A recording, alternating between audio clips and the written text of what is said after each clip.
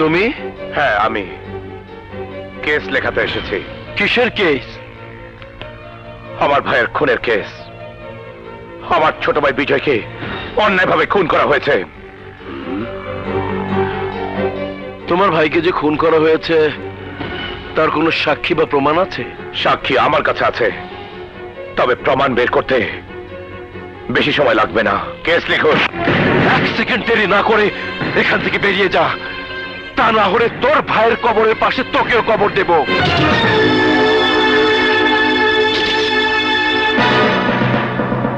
কি হলো? থামলেন কেন? যা বলার এই সাংবাদিকদের সামনে বলুন। বলুন কেস লিখবেন কিনা।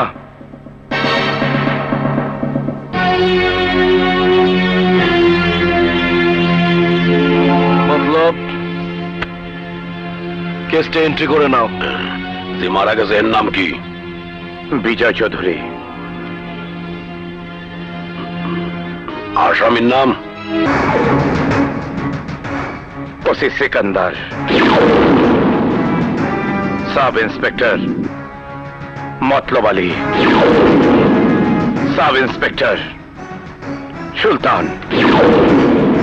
এই 3 জন মিলে গত 25/3/2005 তারিখে রাত আনুমানিক 10টার সময় খুন করেছে আমার ছোট ভাই বিজয়কে।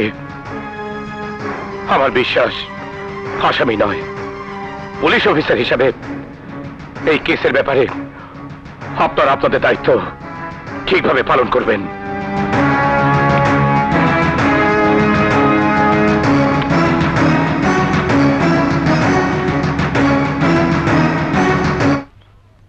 দেখুন, ভালো করে দেখুন, আজকের সবকটা পত্রিকার হেডলাইনে আপনাদের 3 জনের নাম সহ ছবি ছাপা হয়েছে। সমস্ত মিডিয়াতে হইচই পড়ে গেছে। এই মামলার সঠিক তদন্তের জন্য স্বরাষ্ট্র মন্ত্রণালয় থেকে চিঠি এসেছে। স্বরাষ্ট্র মন্ত্রী মহোদয় কৈফিয়ত চেয়েছেন আমার কাছে। আপনারা চুপ করে আছেন কেন? বলুন, কি জবাব দেব মন্ত্রী মহোদয়ের কাছে? বিপ্লব আমাদের বিরুদ্ধে যে কমপ্লেন করেছে তা সম্পূর্ণ মিথ্যে স্যার। ও চাকরি হারানোর প্রতিশোধ নিতে আমাদের বিরুদ্ধে ষড়যন্ত্র করছে স্যার। মতলব আলী, তুমি বলো, ঘটনা সত্য না মিথ্যা? না স্যার, সম্পূর্ণ মিথ্যা। কোনটা সত্য আর কোনটা মিথ্যা তা আদালতেই প্রমাণ হবে। স্যার বিপদ, মহা বিপদ। আমার কিন্তু ভয় লাগতেছে স্যার। স্যার মুই নতুন বিয়া হচ্ছি, এখন 6 মাস হয় নাই। আদালত যদি প্রমাণ হয় যে আমরা এই বিজয় খুন করছি, তো নির্ঘাত ফাঁসি, ফাঁসির রশি গলায় জ্বলবে। না, মামলা আদালত পর্যন্ত যাওয়ার আগেই ওই বিপ্লবকে এই দুনিয়া থেকে সরিয়ে দিতে হবে।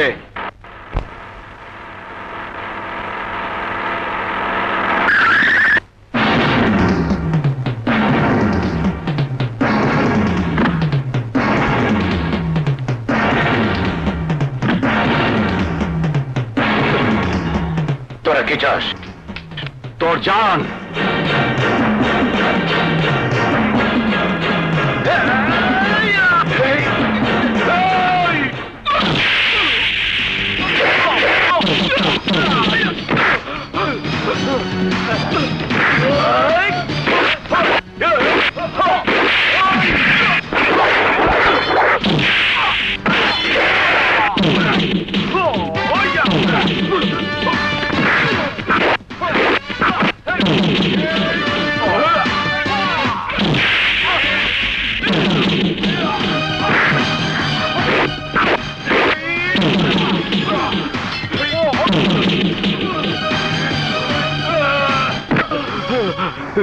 বল, তোদের কে পাঠিয়েছে?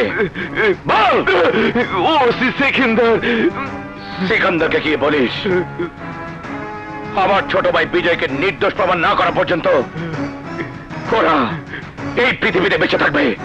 যাও, চল।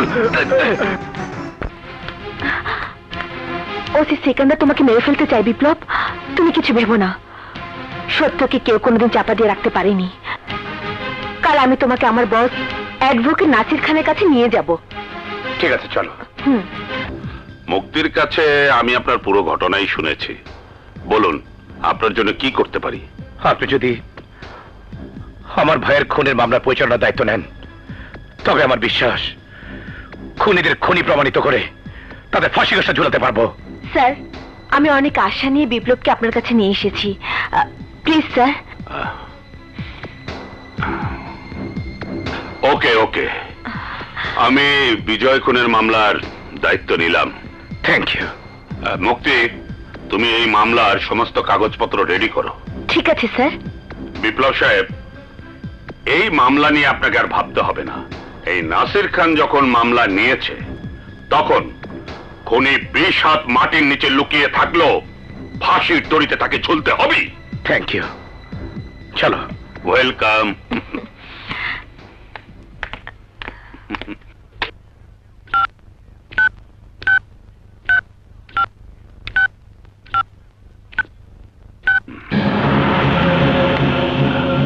আরে সিকান্দার, তুমি? হ্যাঁ, আমি শুনলাম তুমি নাকি বিজয় খুনের মামলার দায়িত্ব নিয়ে আমাদের ফাঁসির কাষ্ঠে ঝুলাতে চাও। এ কি বলছো বন্ধু? তোমাকে ফাঁসির দড়িতে ঝুলিয়ে আমার সব ধান্দা বন্ধ করবো নাকি? কিন্তু আমনে যে মামলার দায়িত্ব নিলেন। আমাদের বিরুদ্ধে মামলার দায়িত্ব নিয়ে কাজটি আপনি ঠিক করেননি। আমি ঠিকই করেছি। কেউ মামলা নিয়ে আসলে আমি অবশ্যই নেব। মানে? আরে, আমি যদি এই মামলাটা না নিতাম, তাহলে কোনো না কোনো উকিল এই মামলাটা লুফে নিত। আর ওই উকিল তো আমার মতো তোমার বন্ধু না, যে তোমার হয়ে কাজ করবে। তোমাদের বিরুদ্ধে প্রমাণ খুঁজবে, সাক্ষী হাজির করবে, জেরা করবে। তখন সত্য ঘটনা বেরিয়ে আসবে, তোমাদের ফাঁসি হবে, ফাঁসি। তখন তখন কি করবে? আরে, এখন কি করা যায় তাই বলো।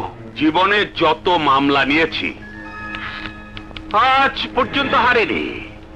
এই মামলাটি নিয়েছি শুধু হারার জন্য।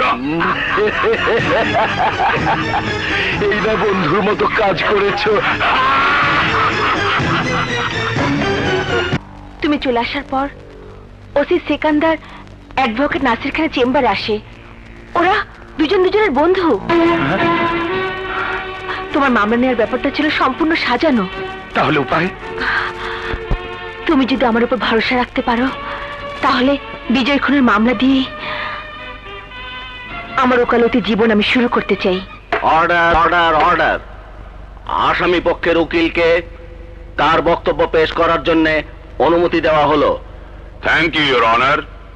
নিহত বিজয় টাকার লোভে সারা দেশে তরুণ সমাজের মাঝে মরণ নেশা হেরোইন ছড়িয়ে দিয়েছিল। সে ছিল একজন মাদকদ্রব্য বিক্রেতা। শুধু তাই নয়, ইওর অনার, বিজয় অবৈধ অস্ত্র ও মরণ নেশা হেরোইন বিক্রি করত। গত 25/3/2005 তারিখে এই রাত আনুমানিক 10টায় বিজয় যখন অবৈধ অস্ত্র এবং হেরোইন বিক্রি করতে যাচ্ছিল, ঠিক তখনই পুলিশ খবর পেয়ে বিজয়কে গ্রেফতার করতে যায়। বিজয় পুলিশের উপস্থিতি বুঝতে পেরে পুলিশের উপর গুলি চালায়।